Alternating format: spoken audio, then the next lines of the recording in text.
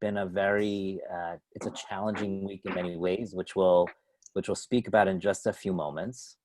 I want to start actually today. I think actually, Cantor Stevens, maybe if you could just start with a little music, and then we'll kind of move into things. I think that's a good way to start.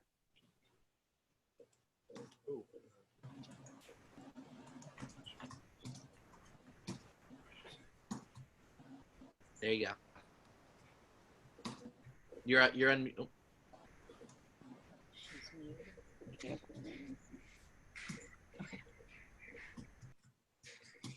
I'm going to start with a melody for Yadid Nefesh. It's a prayer that I'm going to let some of the words from the last paragraph of the prayer speak for themselves. We ask God, we call God our loving soulmate, and we ask God, reveal yourself, spread your shelter of peace over me, illuminate all of creation, because the time has come for love and for grace. I lie, lie, lie, lie,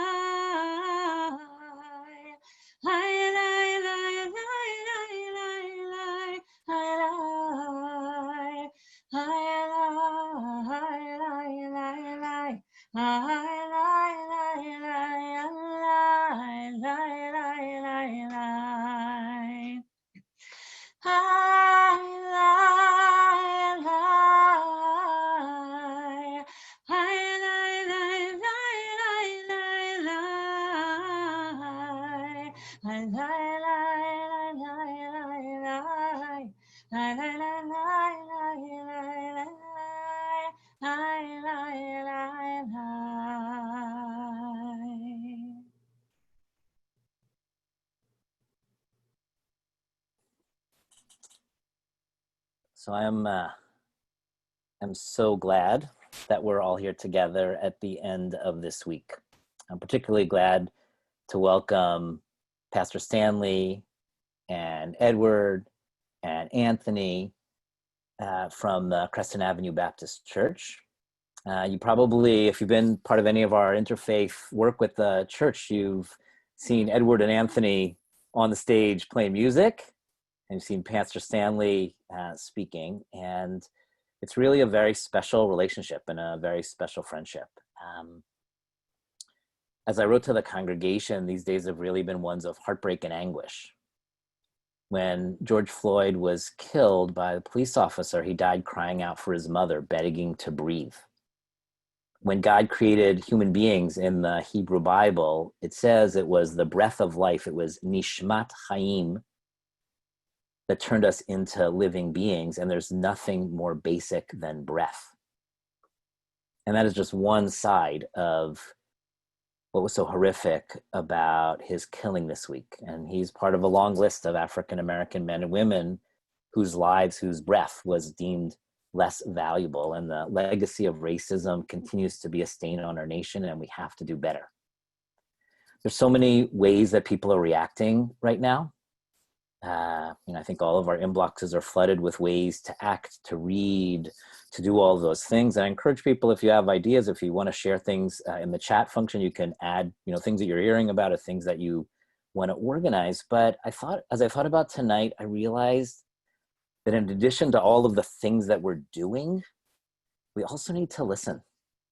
We need to listen because I think that part of the ways that people can be treated as other is when we don't listen to them, when we don't listen to their breath going through their bodies and forming words, and we can't connect with them as people. And so I reached out to Pastor Stanley last week, actually, at the beginning of all this, and I sent a note, which she said that she would share the sentiments with her church. And then this week we spoke again, and I asked, could we come to church? Could we come and be in solidarity? But it's a little more complicated to be in solidarity on Facebook Live or whatever it is that you guys do for a church. And she said, you know what, I'd really love to come here. I'd love to come to your service this week. Pastor Stanley's been to our synagogue many times. Our church and synagogue, we've made music together. We celebrated Passover together and talked about liberation and freedom. We've just had fun together. We've just gotten to know each other in all kinds of ways. And she said, I'd really love to be able to talk to the people in your synagogue. And so, of course, I said yes. Pastor Stanley, you've been with us. You came to our synagogue with other faith leaders after the shooting of the Tree of Life Synagogue, when we talked about what it was like to be Jewish in America at a time that was precarious. And so it is really with great honor and with understanding that this is a hard week to put into words. Ask for your thoughts as a pastor, as a mother, as an African-American woman. Please just share with us. We'll be so appreciative.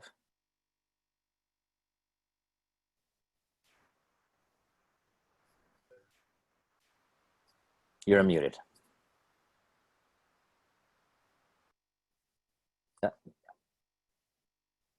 No, you're, 1 second. You're muted. Say something just so we know you're there. Nope. Hi. Yeah. Can you hear me? Perfect. Good. Thank you, Rabbi Katz, and the people of Adat Israel Conservative Synagogue of Riverdale. Thank you for your invitation. Thank you for the opportunity to share with the people of the synagogue being of what it's like to be African American in America. And before I shared with you all, I just thought it would be nice if I could read to your congregants my response to your letter, which you sent, which you ascribed to us. One moment. And here I responded to your letter. And I said to you, thank you, Rabbi Katz. We have come to realize America is far from what Dr. King dreamt it would be. Nevertheless, we as a people cannot and must not lose hope for a better world. Standing in solidarity seems to be a movement of the past. My heart bleeds for humanity, for we all know no one is born prejudiced, but it is learned. And so I pray for this great nation and hope one day Jehovah will bring unity and peace, where we as a people will begin to accept each other with all our beautiful differences. Thank you for standing with us as a people and for being my neighbor. I will definitely share your words with my church, words that mean so much to us in these times of unrest. And so I just want to speak to your people on the point that even though that it is God, as you said, God has created us, and when He created us, He breathed in us the breath of life, and the breath of life is so important, especially going through a pandemic when the breath of life is being taken from us, from humanity on a whole, because there's no discrimination during a pandemic. But growing up in America, even though I'm from the Caribbean, which us in the Caribbean, we experienced emancipation a lot earlier than African American here in this country. So coming here to this country and coming face to face with racism was not an easy pill for us to swallow, to realize that that we're treated differently simply because of the pigmentation of our skin. And that, to me, it just leave a bitter taste in our mouth as a people, because being out of a family that is made up of different race and different skin pigmentation, it's difficult for me to accept why is there a different, why is there that we look at each other not up based on our character, not based on our ability, not based on our talent, but based on our skin pigmentation. So that leaves a bitter taste in my mouth. And then thinking not only on the aspect of George Floyd being murdered. I said murdered, yes, because of the way in which he was taken out of this world. But thinking on the aspect that we're not only fighting for equality, but we're fighting also for equity, because equity is making sure that we are all on the same tier, and on the same tier, that someone is able to hold that person up, whether or not that person is shorter than that person. Someone is able to make sure that we are all receiving the same thing, and you see each other in the same light. And so for me, it's just easy for me to accept someone of a different skin pigmentation, but for because of my background. But for Africans American, it is difficult because of the length of time that they have been entrenched in slavery, the length of time that they have been beaten, the length of time that they have been ostracized by this community. And as a mother, one of the things that I only have one child, which is a daughter. One of the things I know I had to drill in her so that she could understand that, hey, baby girl, you are first a female, and second, your skin pigmentation is black. So in order for you to succeed in this world, remember that it seems like you have those things against you, but it should not be against you. So whatever you aspire to be, don't allow society to segregate you because of your skin, and forget your intellect. So I talk about my daughter because I can relate to that. Now my daughter lives in the South, and so she has to experience this, that she was never really, that I've never really taught her to combat against, but to plant the seed in her head to just be careful, and no matter who you are or what your pigmentation is. So and also the thing is that with George Floyd, I also see things from two different spectrum, because in my family we also have people who are cops, or people who are in the military, and people who have served this country. And we have to realize as a people that not all Africans Americans are bad. Not all Black people are bad. Not all white people are bad. There is good in the mix of this beautiful dynamic. And if we as a people can come together and realize that and accept us for who we are. As a matter of fact, I was looking at Martin King, the book the other day, and he talks about where do we go from here? Do we form a community, or do we deal with chaos? And this uprising that has happened, it's like Martin King was prophesying about what is taking place right now. Where do we, that's a question we have to ask ourselves. Where do we go from here?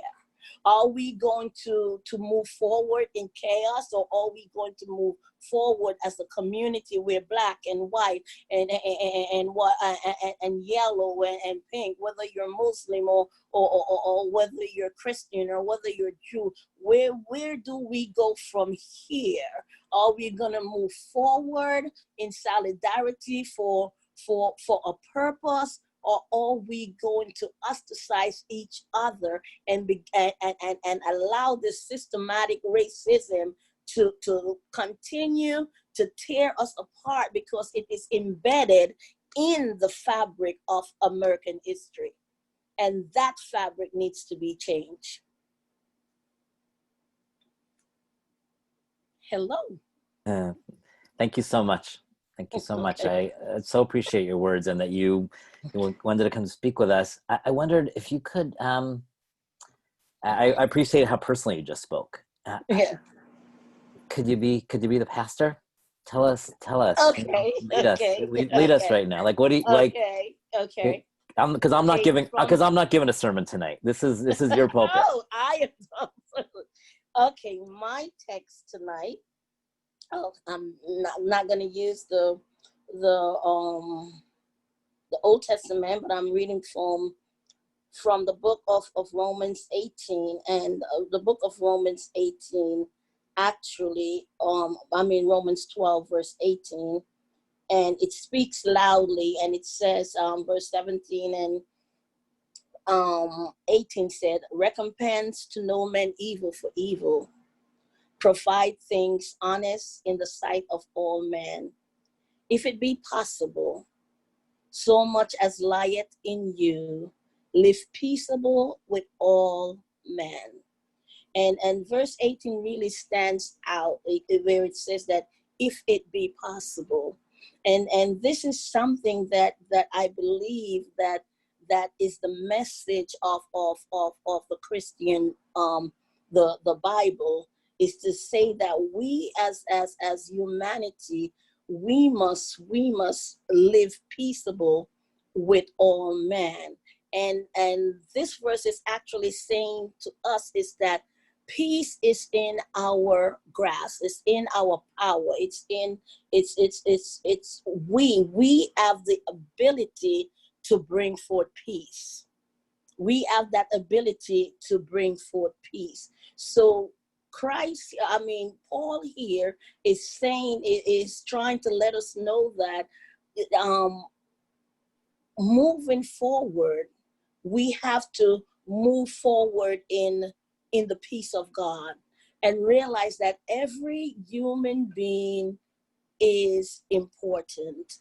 We said the book of the Old Testament says that when God created man, he breathed into the nostril of man the breath of life. But what is so beautiful about that creation story is that it says that, and after God created man, he looks and he said that this was very, very, very good. So mankind in God's eyes is something good.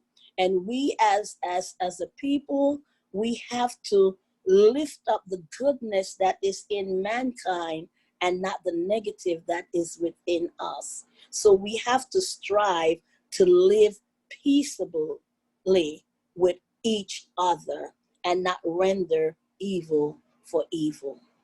Well, thank you. Thanks so much. In Hebrew, we say shamati, which means I hear you. I hear you in a deep way. Now I'd like to call on Anthony Dunn, who is a drummer for your church. And Anthony, I'd love to hear from you what this moment is like for you, and a little about who you are. Okay. Hello everyone. I am thankful and grateful for Rabbi Katz to invite me to this moment, and my pastor Marcia Stanley, who I love dearly. Thank you very much. This is a moment for us all, really, an inflection point, I like to call it. It's like the realest thing that I've ever been a part of in my life. There are people, George Floyd just died. It took him 8 minutes and 46 seconds as the Missouri police officer put his knee on his neck. We saw it in real time, which was very disturbing.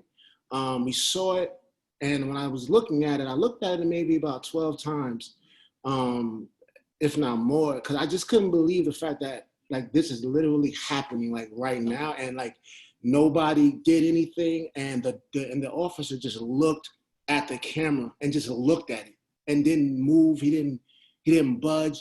He didn't do anything. All he did was kill an innocent man and had no remorse for it. That was painful. That was hurtful, and I think this country, this world really felt that pain. Like that was like a real moment for all of us, which is why I kind of respect Rabbi Katz for doing something like this and inviting me to a place like this, because it's all about, I guess, education, because it's hard to be empathetic about something when you really don't understand it. And so for me, my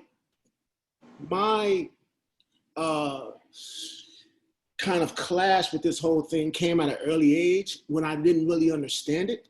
I was about 16 years old when I got arrested.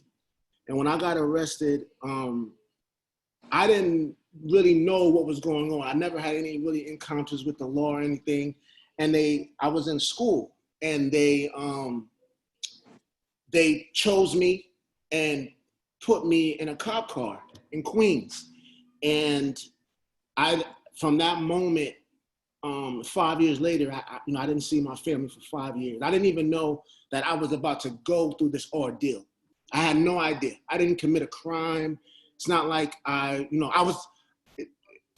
funny thing was I was into, not bad things, but maybe some unlawful things. But at that moment, I was in school. And at that particular moment, I was chosen out of a pack of people.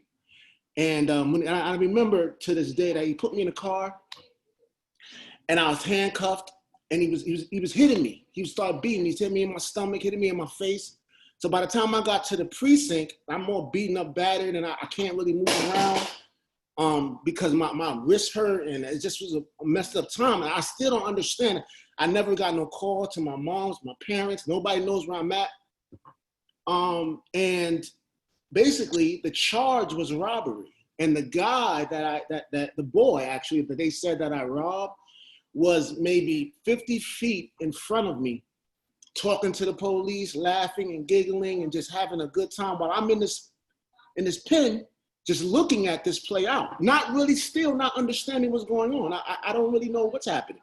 I'm just, just in this pen, accused of robbing someone that I've never met, never seen, or anything. It was painful. And from that point, 5 years later, I was about 16 years old at the time. And so 5 years later, I still ain't quite understand it, but I'm let go. And I'm let go I'm actually released from prison after going upstate and serving a year on Rikers Island, and then serving 4 years in a state maximum penitentiary prison for robbery in the second degree. And they put drugs on me. So they said that I also had an illegal substance on my person. And 2.5 years in that process, I was supposed to I actually did go to the parole board to go and, get let out. To see if I was good enough to get let out. And they told me no. And they kept me in prison around, people that don't necessarily believe in God or don't really have no type of relationship with anything spiritual. We're talking about people that are murderers and killers and people that, do awful things to people. I'm not one of those people, but I was herded into that place where we basically all kind of look the same, and we all, it doesn't matter what we did, we just did. So then I get out of that and get released into a world still not fully understanding what's going on. I still at 22 years old, 21 years old, I still don't necessarily understand that this is systemic racism. I still don't understand that this is injustice. I don't get it yet. I'm just happy to be out of prison. And because my family structure is really not as sound as I would want it to be, I really had nobody to kind of told me. Like, nobody was talking to me. Nobody was giving me any pointers. Nobody was, yo, Anthony, it's going to be okay. It's going to be all right. That didn't exist in my world. So I was just herded out into an environment. And over time, and God's grace and blessings and protection, you get to a point of understanding. You understand about systemic opportunities and inequalities when it comes to justice, and when it comes to going for a job, and your white counterpart have the same career experience that you have, but they get the job. You go through issues in life, and you kind of end up understanding that, oh, wait a minute, it's not because I was inexperienced, or it's not because I wasn't qualified. It's simply because of the color of my skin. And it sounds crazy, when you think about it, because sometimes people just, it's just skin, it's whatever. But when you have to deal with the problem, when you personally have to deal with the problem, it goes deep because it stifles you. And then it's a socio-economical issue with that. So there's no opportunities in my neighborhood. They're not putting no money in my neighborhood. They're not, concerned with any type of health issues, or concerned with any type of issues that, some of the grittier neighborhoods in New York City are enduring. They're not concerned with that. So when something like me getting arrested happens, nobody's looking at that like, oh, that's messed up. That's the guy that got arrested. He didn't do anything. Nobody's really looking at that. They're just like, okay, another Black person just got arrested. So what? It makes their numbers go up. And now we understand that, for every person that they put in jail, it's 100,000, 200,000 to the state. We're money. We're not people. Now we understand that it's not about, how we look. That's why you can sick dogs on us in the 60s, and you can, spray, you can throw water from a water hose that you use to turn on a fire. You can put that on human beings because they don't really look at us as human beings. And I think the situation is so deep in our country. I mean, we're talking about over 400 years. We're talking about when they came and got, the first African American from Africa, and they brought them over there and put them in the South in 1614. That's what we're talking about. We're talking about that. We're talking about when now it's called the police, but it was called policing, and they started that by catching slaves. Yes.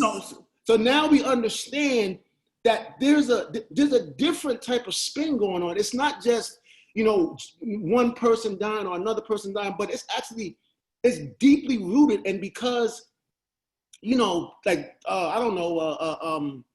Brown versus education happened, you know, the Jim Crow laws and things of that nature started being abolished, and you know, people segregation started kind of, you know, wearing down.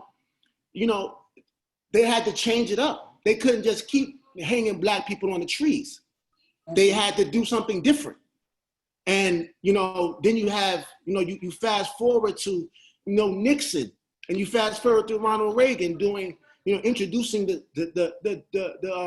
don't stop, don't frisk, or stop and frisk action across the country. And when now we understand that how many of those people were black men that got arrested because of that. The statistics are high. I mean, I don't got them in front of me, but you can just Google the fact that it was a travesty to the black man and the black family, and to the psychology of just the black people. It was a travesty because we were just getting arrested for no reason. It wasn't because we did something wrong. It was literally for no reason in some cases. I'm not saying all those cases, but in a lot of cases. So in conclusion, I'm reading a book now by Rabbi Abramson. And I don't know if you guys are familiar with it, but the name of the book is called As Good as Anybody. And it's written by a guy named Richard Michelson. And in that book, he says the very future of this nation depends on how we respond to Martin Luther King Jr. Everybody's talking about Martin Luther King Jr. because what he was saying was so critical at the moment. And, you know, I feel like that is where we're at right now. We're at a deep inflection point. So thank you guys for having me, and, you know, hope I said something to stir someone. For sure you did, Anthony. Thank you so much. For sure you did. In Hebrew, there's a phrase, words that come from the heart go to the heart. And it was just so clear that what you said came from your heart. And I know that it entered my heart. And one of the weird things about Zoom is that you can't feel a room. You can't feel what people are feeling. But I know that it entered a lot of people's hearts. And it's a story that we're going to hold with us as we're trying to figure out, like, where do we go from here as a country? Thank you. And I'm gonna introduce Edward Callahan, who's also part of the worship team over at Friends at Creston.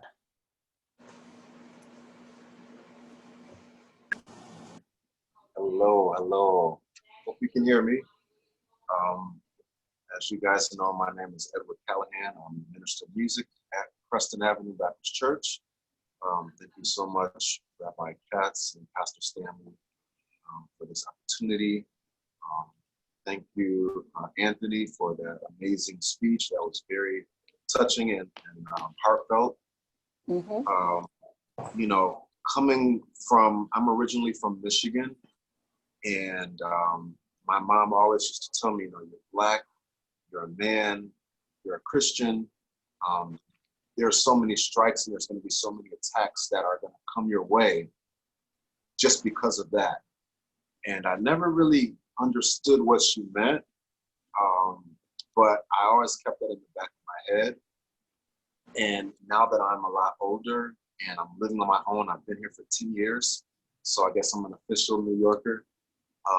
But as I've been here, I've been through so many different things. You know, even in my college education, you know, as you all know, I graduated with my degree in piano performance, and I've been playing the piano since I was 5. I always had the dream of being a concert pianist. I always wanted to play at Carnegie Hall and to do these things. And I had a professor who just would tell me, you know, you're never going to do that, you know, just to give that up. And I had to fight so hard for my degree. The point is that they wanted me to get a degree in gospel music. You know, they said, you're great at gospel, you know, you should just get your degree in that. And I tried to explain in the best way that, you know, I've been working in the gospel field for such a long period of time where, you know, I don't need a degree in the gospel field to continue working in it. But I needed more experience. I needed that piano performance degree, which is one of the hardest degrees to get in the music field. So, my professor would literally walk into some of my other classes and say, you need to turn this assignment in, or I'm not going to pass you, and you need this to graduate. Or, I would post something on Facebook when I made my Lincoln Center debut saying, this was great. I can't wait to play at Carnegie Hall. And then my lesson is just 2 hours of why I'll never play there. There were other pianists in the college that were not as good as me, but they still received these opportunities. They performed at Steinway Hall. They did they won these awards that really should have went to me, in the nicest way possible. I was clearly the most advanced pianist in the school. I was a tutor. I, was on the honor society. The president would literally call me to come and play for the school events. So learning these types of things and starting to really have to fight was really tough. I always did my best to stay out of trouble. But being a Black man in America, you have all types of friends. I have friends that are doing life in prison. I have friends that I was in band with that have been shot and killed. There's such a broad spectrum of my life, and a lot of people think, oh, well, you're not going to have that problem. You're never going to have to worry about that. But as you can see what's happening now, you have to really reassess, and you have to say, you know what? You have to think, okay, what will happen if I'm in this situation? What can I do differently? Will there be a different outcome because it's me? Or do they see a classical pianist? I'm sure they don't see that. Do they see someone who's toured Italy and has a #1 album? They don't see that. They just see another Black boy, another Black man, and that's all they need. We've seen these police protests, the peaceful protests, and we've seen how police have reacted over and over again. Even now, not just on Black bodies, but there was a video today of a white man who was, that we saw, who fell over, and the officer said, "Oh, I tripped and fell." And now they're fired, and now, but these are the types of things that have been happening to us for so long. And, with George Floyd, this sparked so much more attention to other races and to other ethnicities, which is really great. I've never seen so many companies and foundations, standing in solidarity, which is huge. Even today, there was a classical radio station, WQXR, that put a post up and said, we're standing with you guys. And I had to comment and say, this is great, but why don't you play some of the Black classical musicians that are performing? Why don't you play some of these Black artists and composers? When my album went #1, I sent emails to them, I Facebooked, I Instagrammed, that I would love to just get something played or to speak, and I received no response. And today, as I commented that, there were so many other people. There were some white people, there were some women who were saying, hey, this is not fair. Why isn't his music played? I want to hear his album right now. And they emailed me immediately. Immediately, they emailed me and said, hey, here's my information, check this out. And now we're in the process of making it happen. So this is great because, what you can do to help is bigger than what we can do, if that makes sense. Using your voice will go so much further, because to us, it just seems like we're just complaining, but we've known about this before George Floyd. There was a young boy, Tamir Rice, 12 years old, playing in the park with a toy gun, and the officer shot and killed him. There was Sean Bell, shot at 50 times on his wedding day. The list, Micah Brown, there was Walter Scott, and there was a member of our church who was related to him, and Walter Scott was running away from the police and was still shot. So, this is a shirt of the Central Park Five, the exonerated five, who dealt with, with what Anthony deals with police brutality and plea deals and sending them off. and then giving them a record so they can't vote or so jobs are tougher. You know, there's a book called The New Jim Crow, by Michelle Alexander, which talks about, you know, slavery all the way to mass incarceration, how all of this, you know, is tied together.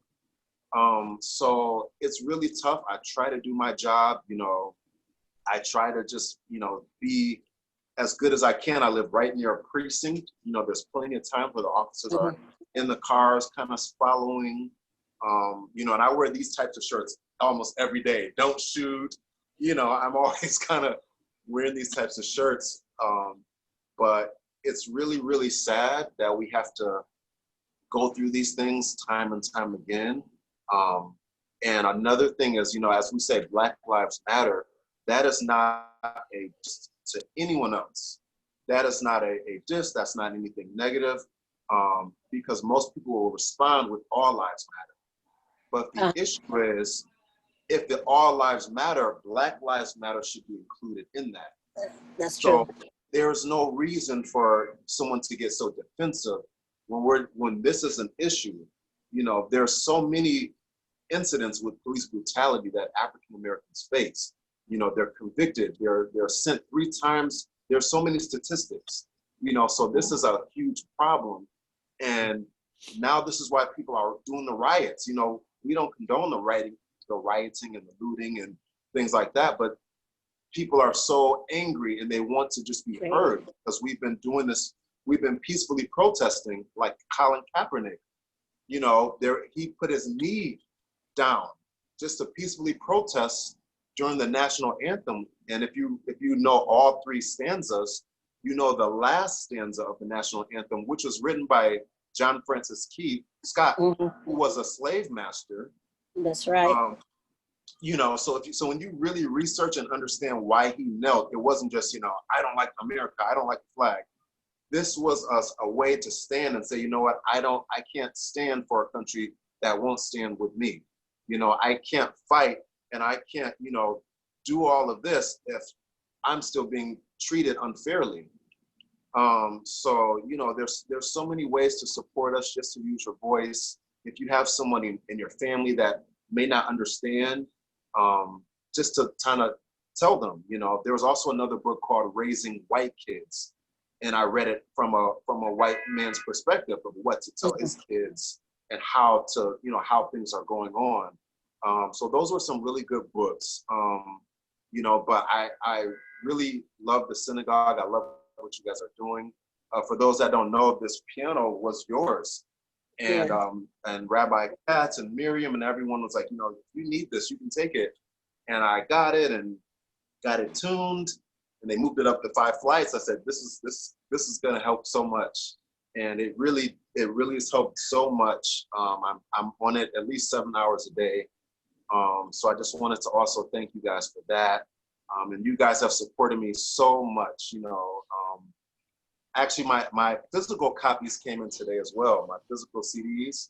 So, you know, if you ever want any of those, we can talk about that later, but I'll autograph them and send them.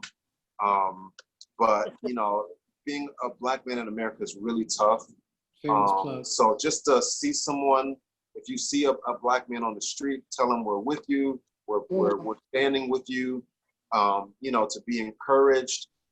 Anything like that, it can really make a big difference. If you see a Black man being harassed by the cops, or if there's an altercation, you just standing there and say, hey, are you okay?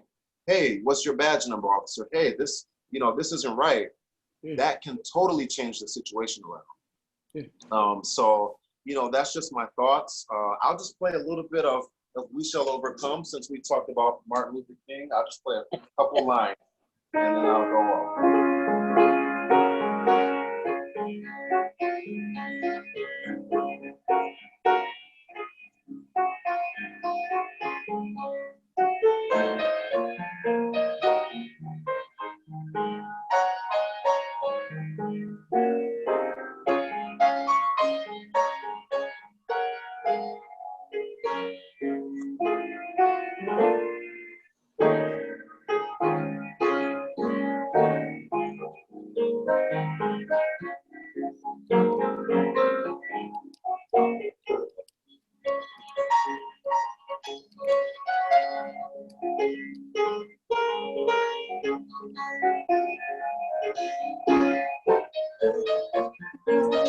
Thank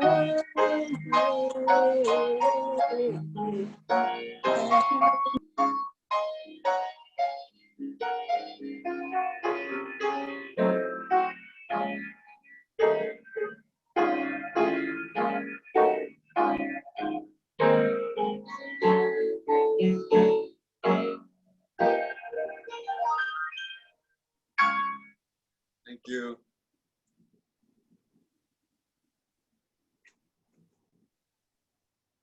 I think I just want to take a minute, as awkward as it is online, to just sit in silence and just absorb everything that we heard.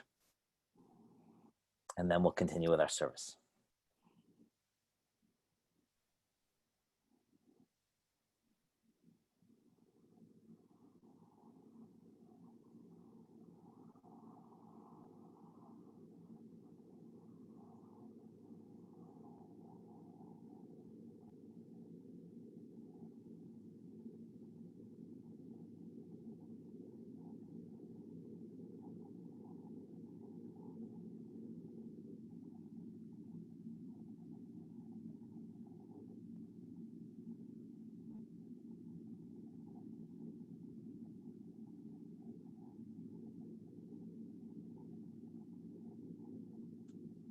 As human beings and as Jews, what you said, all three of you said, resonated so deeply. It's hard to listen to some of it, but I think it's really important. And this is what I think was really powerful for me. In addition to the words that you shared, was knowing that this is part of an ongoing relationship.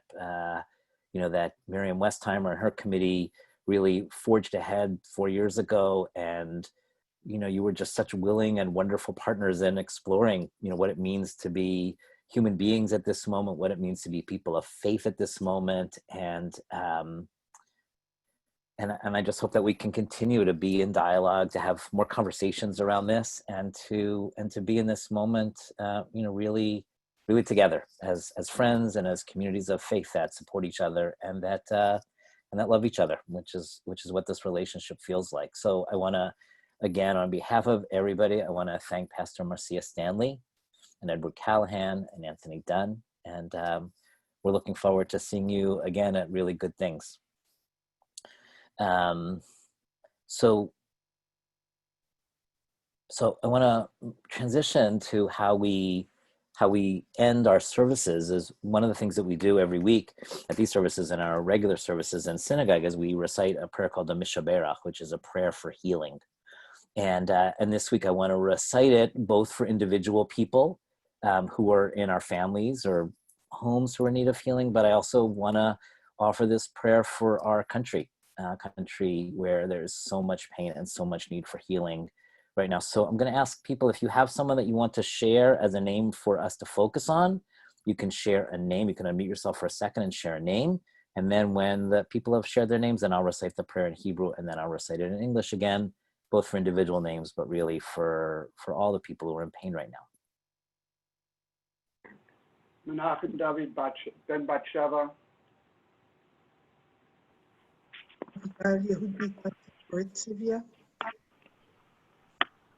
Margie Block.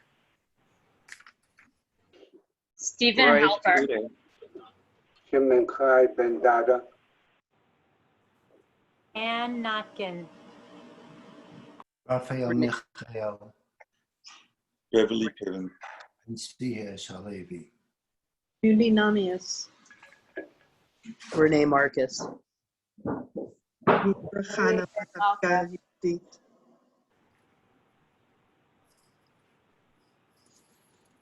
Mishaberach Avotenu Avraham Yitzchak Yaakov Sarif Rachel Leah Vivarech Virapeh et Kol HaCholim HaKadosh Baruch Hu Yimalei Rachamim Alehem Lachazikam L'Rapotam V'yishlach Lehem Meher Refuah Shem HaShamayim Refuat HaNefesh Refuat HaGuf B'to Hashta Bagalav Izman Kariv V'nomar Amen.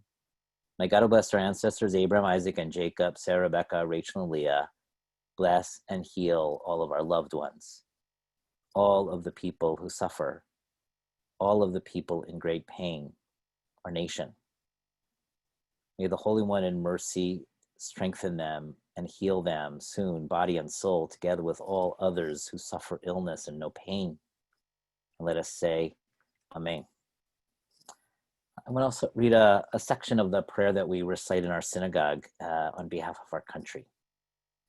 Creator of all flesh, bless all the inhabitants of our country with your spirit. May citizens of all races and creeds forge a common bond in true harmony to banish hatred and bigotry and to safeguard the ideals and free institutions which are the pride and glory of our country. May this land under your providence be an influence for good throughout the world, uniting all people in peace and freedom and helping them to fulfill the vision of your prophet. Nation shall not lift up sword against nation, neither shall they experience war anymore. And let us say, Amen. Amen. And now to conclude this part of the service, I'm going to ask Mason to put up a prayer in memory of people who we remember today. And I want to specifically also remember George Floyd and all of the other people of color who have been killed in horrific ways. God of all spirits, in whose hands rest the souls of the living and the dead, graciously and mercifully accept our prayers on behalf of our loved ones, and remember all of the good, and kind things that they did in this world. Grant them peaceful rest in the upper world, which is completely good. Yitgadal v'yitkadash, may God's great name be sanctified and glorified. Oseh Shalom, may God who makes peace in the high places make peace for us and for all Israel, and for all who live on earth, v'imru, and let us say, Amen. Now you're welcome to join me in Hebrew, considering all of the people that we're saying Kaddish for. El Elohei Haruchot, Asher Yadcha, Nafshot, HaChaim, V'Hametim. Pnei Hayom, B'Chesed U'V'Rachamim, El Tfilatenu, B'Zecher Yekirenu, U'Zachorna et Kol HaChesed V'Atov, V'Asu Ba'olam Hazeh. Tein Lehem Menucha Nechona, Ba'olam Elyon, Olam Shekulo Tov. Yitgadal V'Yitkadash B'mei Rabbah. Oseh Shalom B'Romav. Uyaseh Shalom Aleinu V'Al Kol Yisrael. V'Al Kol Yoshvei Tevel. V'Yimru. Amen. I also want to thank everybody who came today. We're going to finish up with a few things. We're going to finish up, the cantor is going to sing some things. Just want to make a few announcements about things coming up this week for our synagogue, of course, all virtually. On Sunday morning, Sophia Melendez will have her bat mitzvah at 11 a.m. Information is in the email. I hope that the link was right. Project Chaverim is our teen group, and they're going to be having a discussion and consider responses to everything going on in our country right now on Sunday at 3 p.m. On Thursday, I think it is, Rabbi Greenberg is going to be having a discussion with our 20s and 30s called Sex and the Text, the Dark Side. Our Ungala is on June 14th at 6 p.m. And this week we have our Monday and Thursday evening minions, Monday night Torah, Tuesdays ice cream and goofy games, Wednesdays. This week it's going to be Rabbi Greenberg with Torah for Today. Thursdays Nigun singing with Cantor Stevens singing, and men's club schmooze and cooking collectively all on Thursday. And then of course next week we'll have our Kabbalat Shabbat services. After the cantor sings one more melody, everyone is invited. We're trying something new this week, is that we're actually going to do a full Kabbalat Shabbat. I will post a link to the Siddur so you can follow along. You can just listen just as a way of getting into the mood of Shabbat a little bit more than we've been doing in the past. So I'm going to turn it over to Cantor Stevens.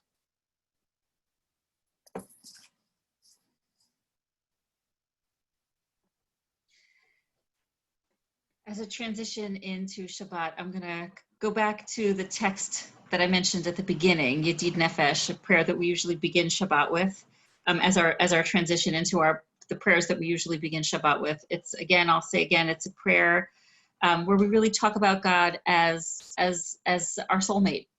And we pray for healing, we pray for love, and we pray for grace.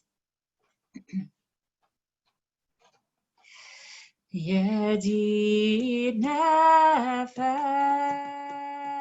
avarachaman neshach avdach eretzonach yarutz avdach kemo ayah Yishachaveh emul hadarach yerab lo yedidutach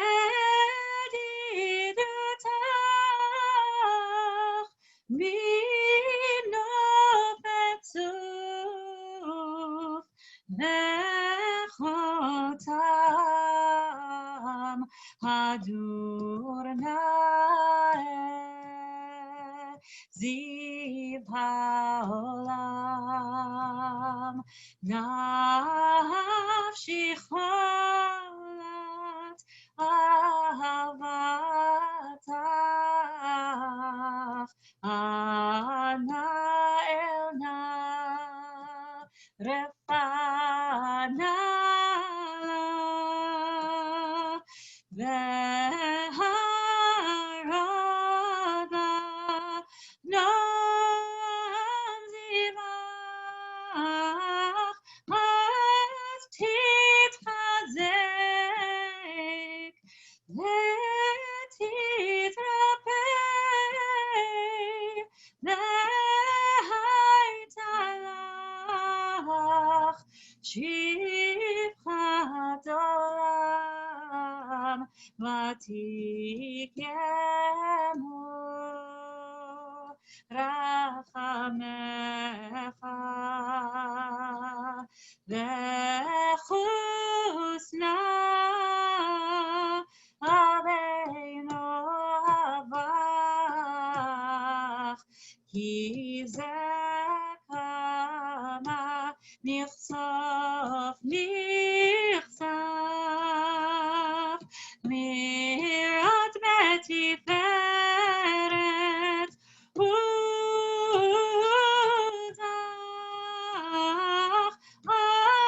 anayli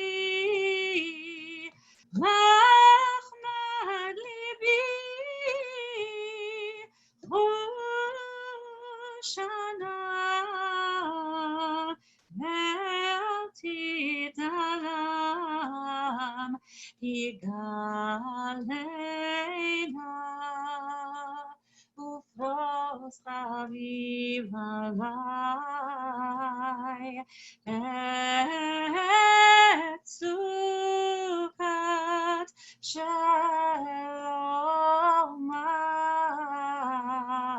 tahir eretz mikevodach Nagira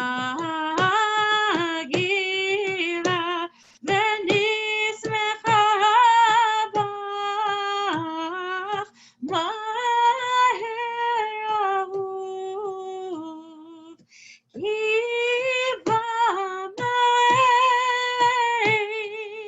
vechoneini ki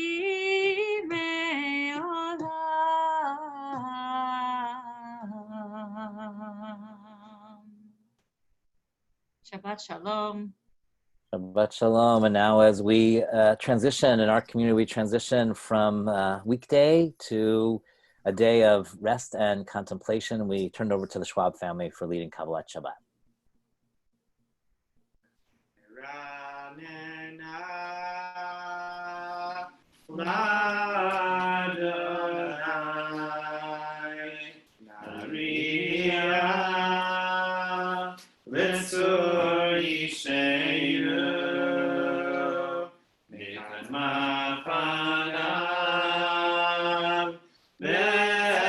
Torah Izmirat Mariala.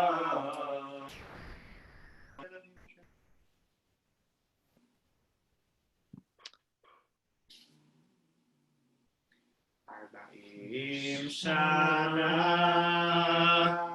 Akut Bedor V'amar Am Toele V'hem V'hem Lo Yadu Derachai Asher Nishpati V'yapi V'ona Menuchati Shiru Ladonai Shir Chana Shiru Ladonai Kol Haaretz Shiru Ladonai Baruch Shemo Basru Miyom Leyom Yeshuato Sabru Lagoyim Kedorah B'chol ha'amim Mitzvotav Ki Gadol Adonai U'olam Me'od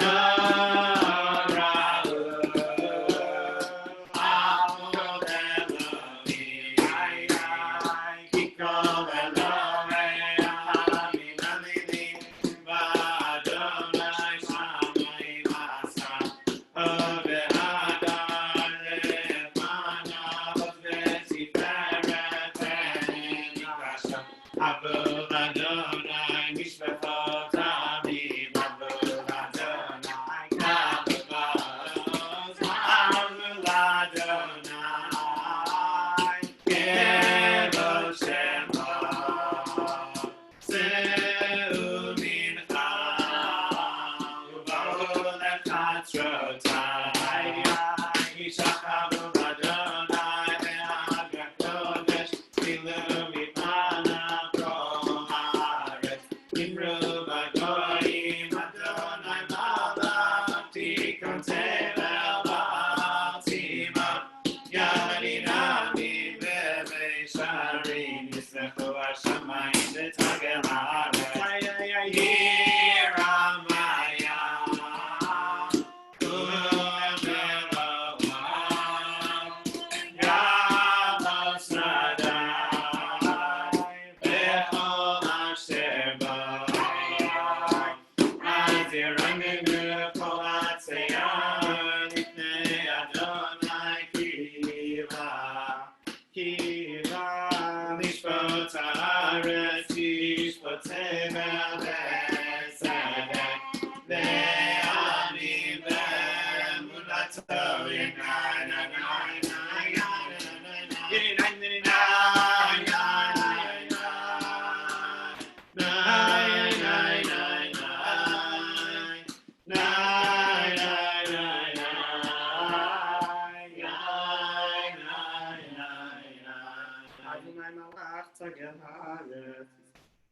As we continue reading the next psalm, these 6 psalms representing the 6 days of the week, if you don't have a siddur right in front of you, using this time to maybe take a second and think back over the past week.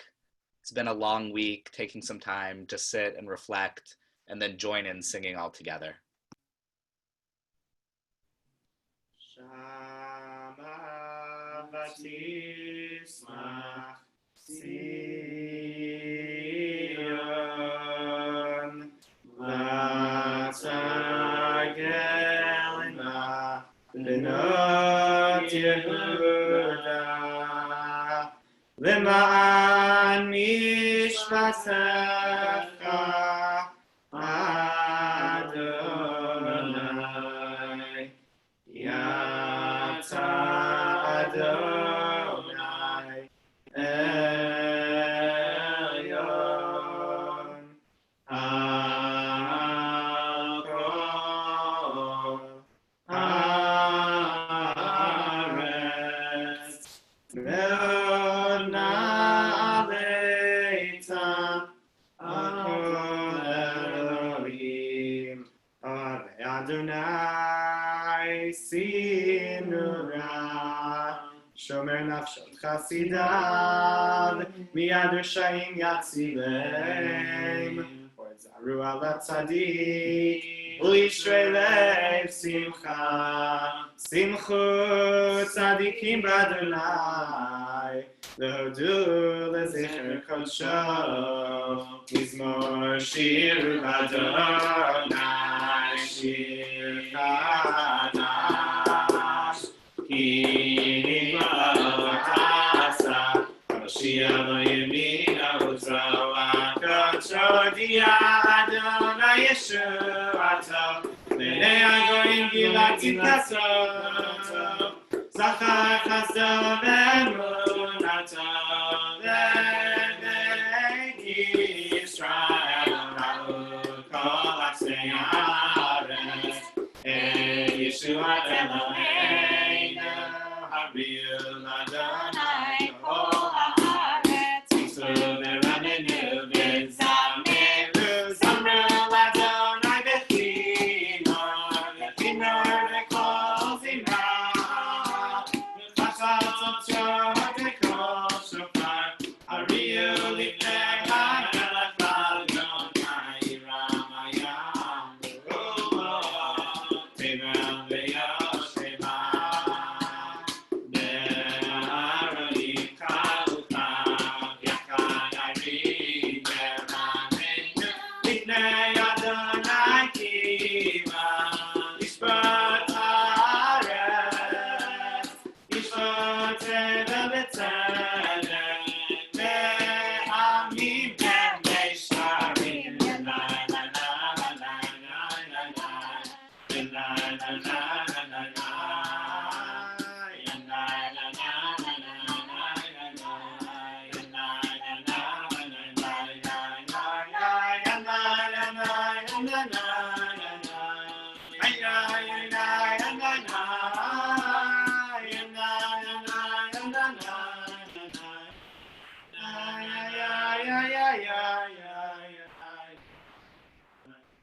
Adonai Malach, Yugizu Amin.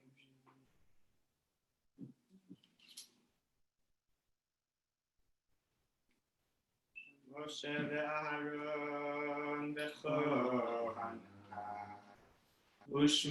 u'Shmuel v'Korei Shema, Orim el Adonai, Lehu Yadeh, Tamud Anan, Yedaber Aleichem, Shamru Eilotav, V'chok Natatam, Adonai Eloheinu, Ata Nitam, Elosei Hayita Lahem, V'nokeim Avavilotam, Romemu, Adonai Eloheinu, V'nishtachavu, V'har Kodsho, Ki Kadosh, Adonai Eloheinu, Mizmor leDavid, Avul Adonai Medim, Avul Adonai, Kavod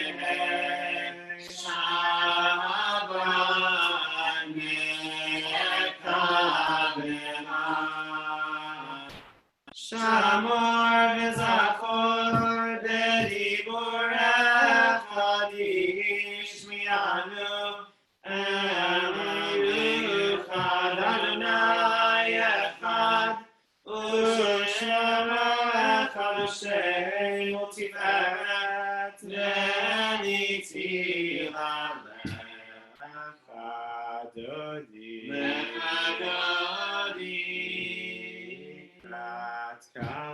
Nikrat kala pene Shabbat nekabela Nikrat Shabbat lekuvenecha ki nekor averacha verosh mikedem Nesu chasom maseh b'machashat tehila lecha dodi nikrat kala pene Shabbat nekabela Mitash melech ir melech hakumitzeim mitoch ha'aprecha rava shedat b'yemek habach ha'lehu yachamo alaychem lecha dodi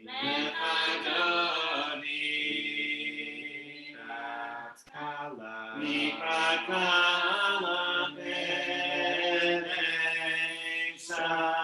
Shabbat nekabela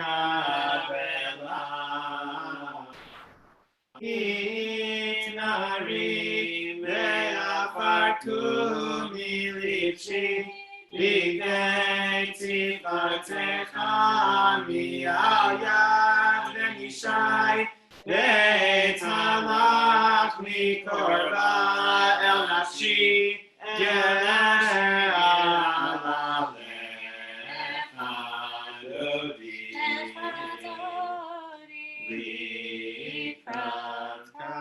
Likrat kala pene Shabbat nekabela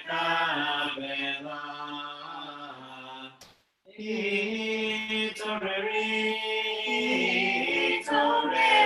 kibare kumi uri shir daberi kol Adonai alayich migmalecha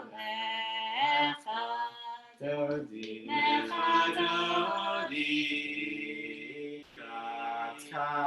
Nikrat kala pene Shabbat nekabela Lo tevoshi velo tikali matishtochachi lo mateni yakasu ani einami venimneta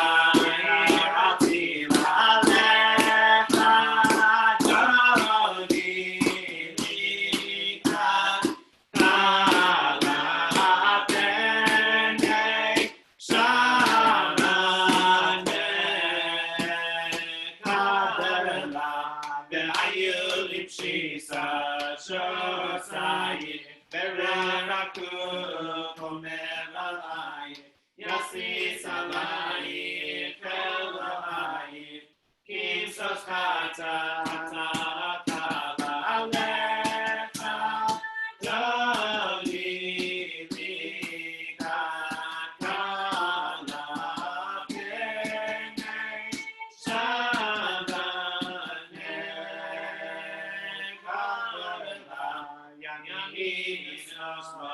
Froti, froti, ve'et Adonai ta'ariti al yavish. Ben parti, ben nismecha, ben agila alecha. Dodi, mikat kala, kenei, Shabbat, nekavila. Oi, shalom, aterekala.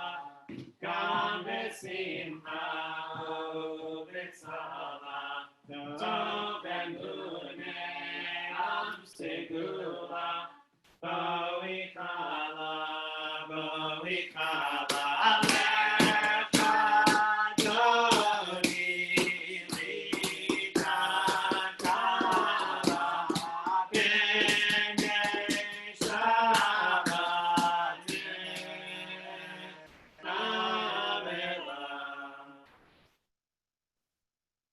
Thank you to the Schwab family for leading us in a great Kabbalat Shabbat.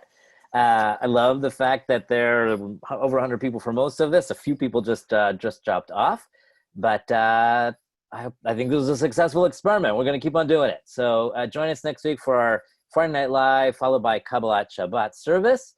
And again, hope we can do this soon and again. I just want to thank our guests for staying on the call till the end of services, but also for being our partners and being so open and really sharing your hearts at a really difficult and challenging time for all of us. And looking forward to being in more fellowship and dialogue and creating that vision that you laid out for us so stirringly. And that's what we need to work for. Shabbat Shalom. A great Sabbath, everybody. Sabbath of rest.